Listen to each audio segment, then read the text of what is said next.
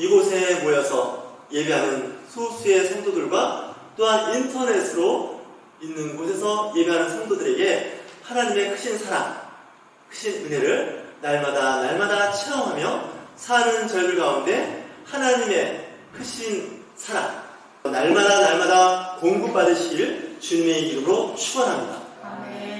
오늘 말씀은 오랜 세월 신학적인 논란이 있던 말씀의 제목입니다.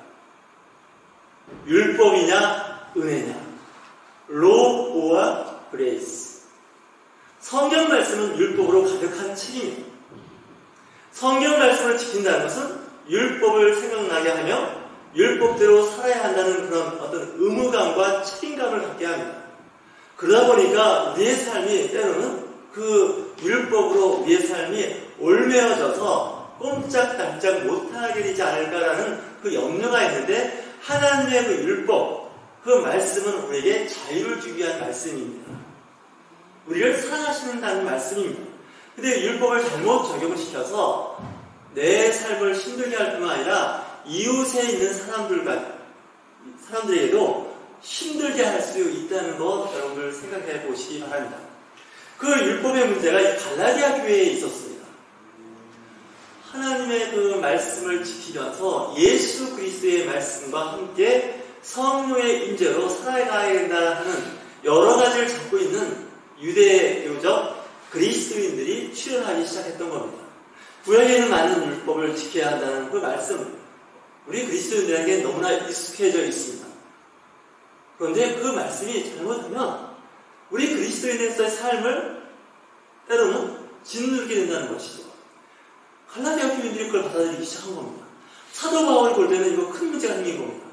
우리는 예수 그리스도를 믿는 그 믿음으로 구원에 이르고 또한 성령을 받음으로 해서 새로운 삶을 살게 되는데, 자꾸 구약의 율법을 갖다 적용시키는 바람에 교회가 이상해졌고 성도들의 삶이 힘들어지기 시작했던 것입니다. 여기에 대한 말씀은 로마서에서도 여러 번 반복되는 말씀입니다.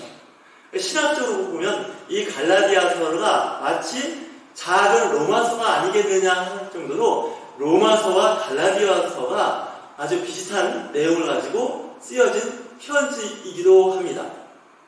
사도 바울은 오직 의는 믿음으로 살리라 라는 말씀을 가지고 로마서와 갈라디아서에서 편지를 쓰고 있고, 저들에게 믿음을 강조하는 데 비해서 유대인들은 구약의 율법을 가지고 신도들에게 구약에 이런 말씀이 있으니까 이 말씀도 같이 지켜야 한다 해서 이 갈라디아 교인들이 혼란을 야기하게 됩니다. 그러니까 이 사도 바울이 걱정이 된 겁니다. 이거 큰일 났다. 이 갈라디아 교회가 이러다가 다시 율법주의로 회귀하는 것이 아닐까라는 고민을 하게 됩니다.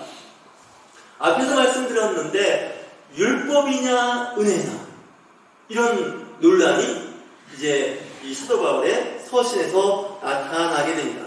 결론부터 말씀드리면요, 은혜입니다. 우리 은혜로 구원에 이르게 되고 은혜로 영원한 생명 하나님의 나라로 들어가는 것이지, 율법을 지켜서 율법을 완성함으로 인해서 구원에 이른다는 것은 문제가 있다는 겁니다. 왜냐하면 율법은 너무나 종류가 많고요, 지켜야 할 구절이 너무나 많고, 암송하고 암송할수록 우리의 삶은 너무나 조심스러워서 할 수 있는 게 거의 없게 되는 거예요. 교회 오면 늘 죄인이라는 생각만 드는 거죠. 그렇게 해서는 교회가 아름다운 교회로 세워지지 않습니다. 치유받고 회복되고 힘을 얻어서 그 말씀을 갖고 세상에 나가서 살아야 되는데, 율법으로 쿡쿡 찔러대기 시작하면 견뎌낼 사람이 거의 없습니다. 말씀을 선포하는 저조차도 그 율법대로 다 살지 못하는 것을 인정할 수밖에 없습니다. 그러면 그 율법에 채워지지 못하는 부분은 뭐로 채워져야 되느냐? 은혜로 채워져야 되는 겁니다. 사랑과 진리의 말씀으로 채워지지 않으면, 우선되지 않으면 우리의 성도들의 삶은 자칫 잘못하면 위선적인 삶으로 남게 됩니다. 에말 디안이라고 하는 그분이 율법이냐 은혜느냐라는 책을 썼습니다.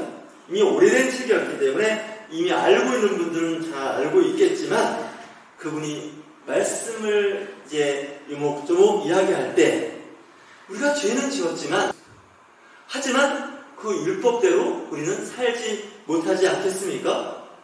그러다 보니까 성도 가운데는 이거 어떡하지? 늘 죄책감과 함께 하나님 전에 나오면 그 미안한 마음을 가지고 오게 됩니다. 때로는 이 일 때문에 넘어지게 되고 신앙생활할 때 너무나 힘들어지는 거예요.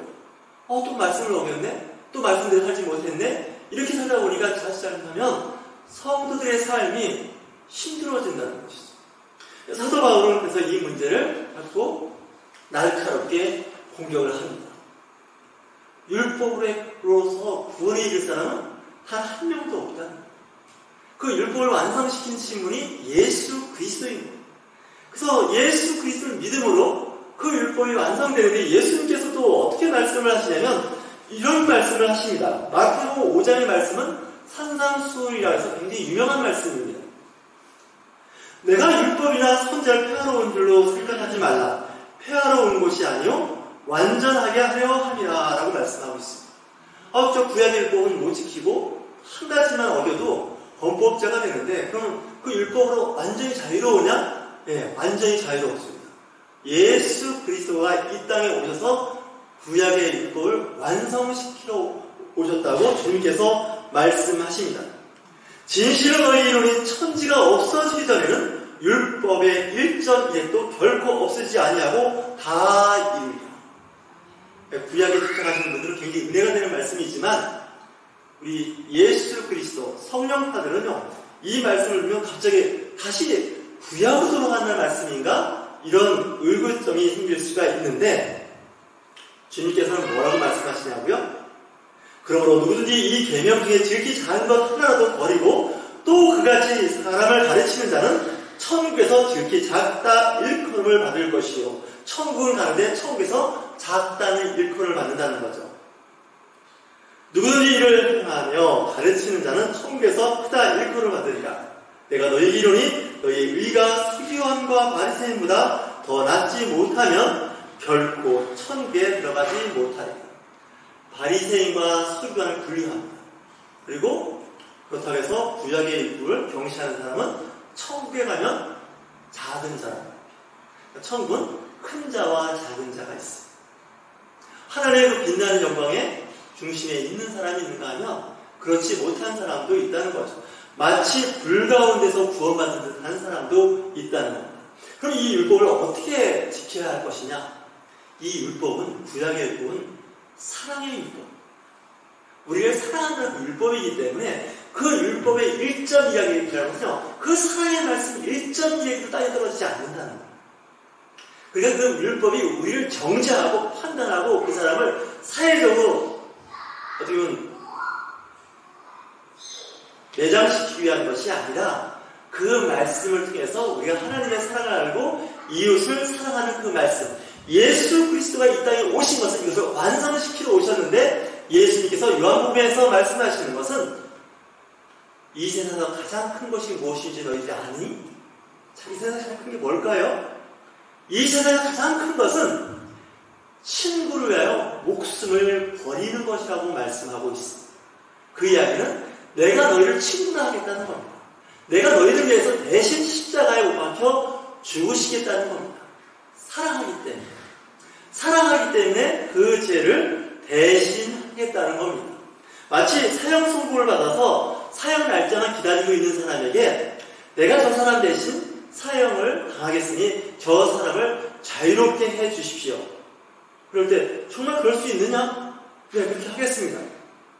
그래서 그 사람은 자유로웠고 예수 그리스도가 십자가에 죽으심으로 해서 그 사람의 구원 사역을 성취하는 것입니다. 그래서 우리는 예수 그리스도의 그 희생을 믿음으로써 구원에 이르게 되는 것입니다. 사도 바울은 로마서 2장에 이런 말씀을 합니다.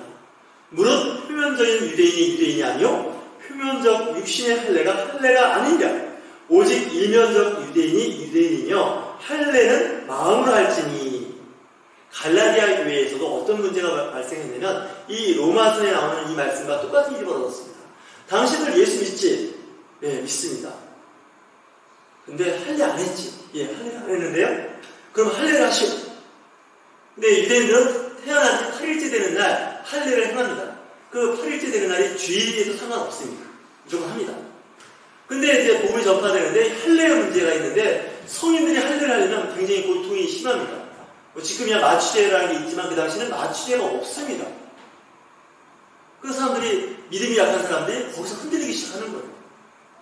많은 그리스도인들이 신앙생활 하다가 갑자기 율법적인 어떤 구절을 들이대면서 이거 지켜야 되는데 그러면 그때 갑자기 움찔해지는 거예요. 이거 신앙생활 하는데 어렵게 됐네? 이렇게 되는 겁니다. 사도 바울은 이 부분을 경계했다는 거예요. 그래서 표면적으로 그리스도인이 아니라 이면적인 그리스도인. 그러니까 겉으로는 드러났습니다. 예수 그리스도인이라는 걸 아는데 속으로는 아닌 거예요. 이걸 보면 우리는 겉과 속이 다르다고 하지 않겠습니까? 어떤 분들 그런 얘기를 하죠. 과일 중에 겉과 속이 다른 과일들이 꽤 많습니다.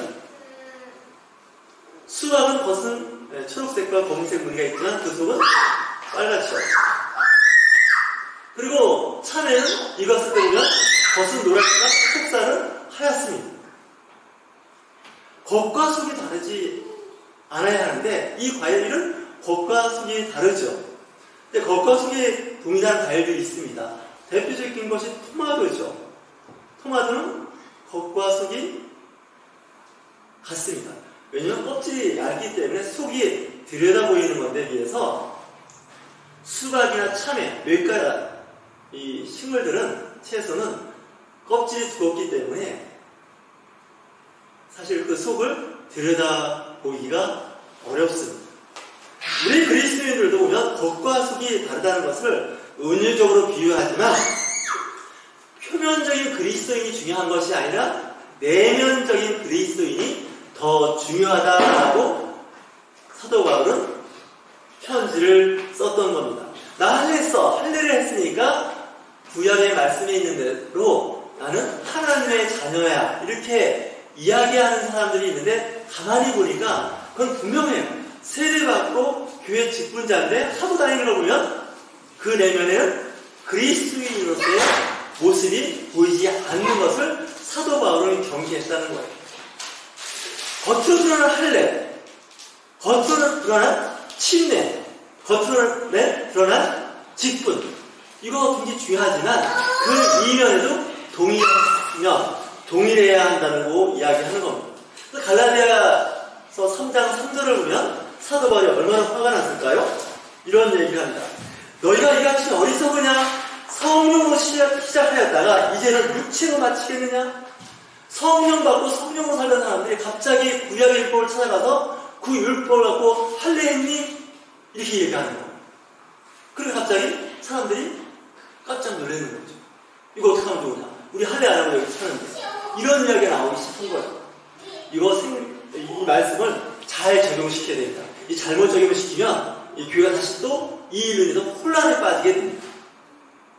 그 율법은 또 뭐고, 또 믿음은 뭐고, 은혜는 뭐고, 이렇게 하면서 막 어찌 보면 형이상학적인, 잘 구체화되지 않은 어떤 성경적인 교리나 어떤 키워드가 우리의 신앙적인 삶을 어렵게 할 때가 있습니다.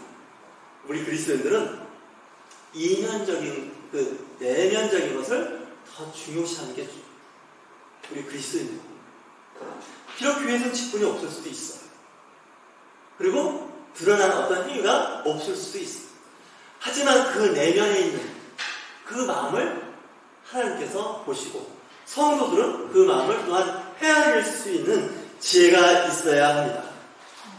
야고보서 2장 8절에는 이런 말씀을 합니다. 너희가 만일 성경에 기록된 대로 내 이웃 사랑하기를 내 몸과 같이 하라 하신 최고의 법을 지키면 잘하는 것이라고 말씀하고 있습니다. 그래서 성경의 모든 율법의 최고의 율법은 어떤 율법이 최고의 율법일까요? 내 이웃을 내 몸과 같이 사랑하라는 그 율법. 여러분 장기 누워보셨을까요? 장기에는 왕도 있고 또 차도 있고 상도 있고 말도 있고 졸이 있습니다. 호도 있습니다. 그런데 왕이 항복하면 그 장기는 그냥 끝나는 거예요. 그러니까 그 장기판에서는 왕이 가장 중요한 위치에 있습니다.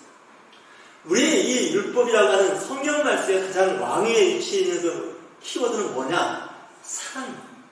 자비입니다. 긍휼입니다. 온유함, 화평케 하고요. 희락이 용서가 있는 겁니다. 또 성경 말씀의 중요한 것은 이 키워드를 아래로 내려놓는 순간 이 기독교는 문제가 발생하기 시작합니다. 이 최고의 법이 있어요. 법도요. 상위법이라는 게 있지 않습니까? 이 상위법을 자꾸 밑으로 내려놓고 부수적인 파편적인 말씀을 가지고 그걸 상대적으로 끌어올리기 시작하면 교회는 갈등 구조를 만들어낼 수가 있어요. 여러분들의 대인관계에서도 어려움을 만들어낼 수가 있습니다. 상대방이 잘못하고요. 때로 실수한 것을 우리는 용서하고 기다릴 줄 알아야 됩니다. 참아줄 줄 알아야 됩니다. 이것이 안 되면 자꾸 죄에 대해서 깨닫게 하고 지적질을 하게 되면 교회 공동체뿐만 아니라 직장과 가정은 문제가 발생을 한다는 것이죠. 현대 그리스도인들이 회복해야 할 말씀이 아마 사랑, 긍휼, 자비, 온유, 화평, 용서 이 키워드를 다시 회복시켜야 한국교회는 희망이 있습니다. 교회가 희망이 있습니다. 세상 사람들이 교회를 바라볼 때는 율법의 잣대로 보지 않습니다. 사랑이 있느냐는 것이죠. 자비가 있느냐는 것이죠. 긍휼함이 있냐는 거죠. 상대방을 배려하는 그 마음이 있냐는 거죠. 이거를 교회가 놓쳐버리면 다른 거 다 잡아봐야 그 의미가 없습니다. 나름대로 다 이유는 있습니다. 강조해야 할 이유가 있습니다. 우선시해야 할 그 어떤 것들이 있지만 그럼에도 불구하고 최상위법은 사랑이라는 것이죠. 야고보서 2장 13절에 야고보 그 기자는 또한 얘기를 합니다. 긍휼을 행하지 아니하는 자에게는 긍휼이 없는 심판이 있으리라. 경고입니다. 다시 해서 긍휼을 행하는 사람에게는 긍휼의 심판. 다시 얘기해서 긍휼은 심판을 이기고 자랑을 한다는 거예요. 다시 말씀드리면 긍휼이 없이 사는 사람은 나중에 긍휼이 없는 어려움을 당할 수 있다. 많이 용서하고 많이 긍휼을 베푼 사람은 나중에 그 긍휼의 은혜를 누릴 수가 있겠다. 사랑하고 많이 베풀고 많이 나눈 사람은 언젠가는 그 사랑과 그 나눔에 대한 보상, 대가를 하나님의 나라에서도 받지만 이 땅에서도 받으시는 걸 여러분들 믿으실 주님의 이름으로 축원합니다. 세상에는요 공짜가 없습니다. 하나님의 나라에 가서도 공짜가 없습니다. 그 공짜가 없다는 얘기는 뭐냐면요, 사랑을 베푼 사람은요 사랑으로 그 보상을 받습니다. 긍휼을 베푼 사람은 그 긍휼로 그 은혜를 받습니다. 다시 얘기해서 좋은 것을 심은 사람은 좋은 것을 거두고요, 나쁜 것을 심은 사람은 나쁜 것을 거둡니다. 이 봄이 되면 씨앗을 뿌리는데 우리는 그 씨앗을 좋은 종자를 선택적으로 뿌립니다. 여러분들 씨앗을 파종할 때 썩은 거, 벌레 먹은 거를 뿌리는 사람 있나요? 그 농사를 망치자고 작정한 겁니다. 좋은 씨앗을 선택적으로 뿌립니다. 그래서 벽실을 뿌릴 때 보면 소금물에 벽실을 띄워보면 쭉정이 나타나면 뜹니다. 그리고 그 벽시가 튼실하면 가라앉습니다. 우리가 그 구분하는 방법이 있지 않겠습니까? 다시 말씀드리면 우리가 무엇을 심었냐는 것, 어떻게 했느냐는 것, 다 살기 힘들고 어렵지만 그 가운데도 심는 사람들이 있습니다. 우리 떠오고 싶은 교회가 많이 심었으면 좋겠어요. 자꾸 심는 거예요. 싹이 나지 아니할까? 내지는 새가 쪼아먹지 않을까?